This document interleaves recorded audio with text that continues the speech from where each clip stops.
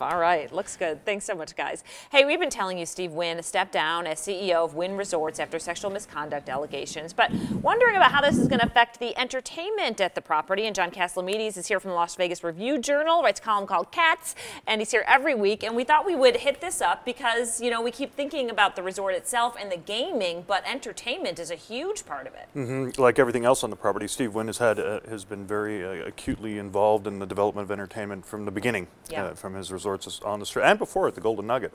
He was the first one to bring Siegfried and Roy into their own show at the Mirage. He brought Cirque du Soleil to the Strip with Novell Experience. If people who have been around for a while remember that in 1993, and that led to Mystere at Treasure Island, which led to the predominant production company in Las Vegas, Cirque du Soleil. Right. Showstoppers was his idea. Garth Brooks at Encore Theater was his idea. Avenue Q and Spamalot, he tried to get Broadway going at Encore Theater to mixed results.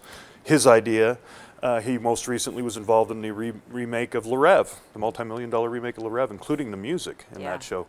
Where we're going to see an impact is his own contribution to those shows. He was very interested in the development, the casting, the staging, the costumes, everything, the choreography. Steve Wynn's imprint is on all that. All those productions. Well, yeah, and I remember we had a few friends that were in Showstoppers and saying how he was literally there at rehearsals all the time making changes and his hands were really in it. He was involved in the casting of the show.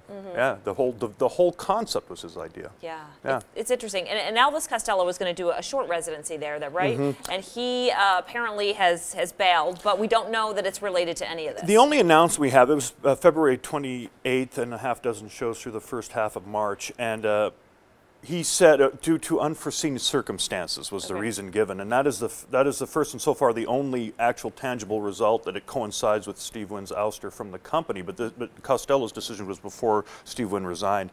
We have learned that John Fogerty, there were some people who were looking at his residency. He will be back for his set dates in May and again in October. They haven't put the tickets up for sale yet, but I know that the people around that show have been notified formally that Fogerty will be back, Diana Ross will be back. The other scheduled shows, Paul Anka, Mel Brooks, all will be back. All will be back. Okay, interesting. And obviously we'll stay on top of it. Things develop, things change all the time. And so obviously a lot of people interested in that. Okay, switching gears a bit, Chris Angel receiving a big award and making a big move to Planet Hollywood. We announced that his show was leaving the Luxor after what, October? Yeah, October 28th is his final performance there after 10 years. That closes his contract at Luxor.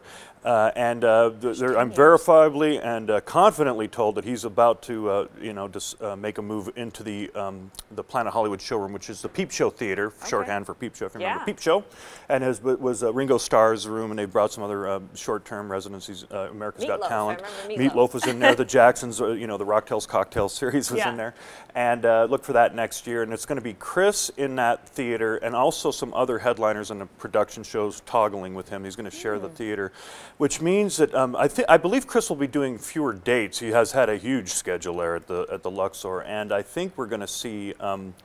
I just think we're going to see a lot of magic in Caesars Entertainment next year. A lot of headlining magicians. We'll see how the ripple affects others in that company. We have some star magicians: Matt Franco, Penn and Teller, Matt King at Harrah's, Maurice Sawchuk right across the hallway, Xavier, on and on and on. Got it. All right. Well, you can read more about that in Katz's column in the Review Journal. There it is, Katz. Katz. Hello, Vinnie Paul.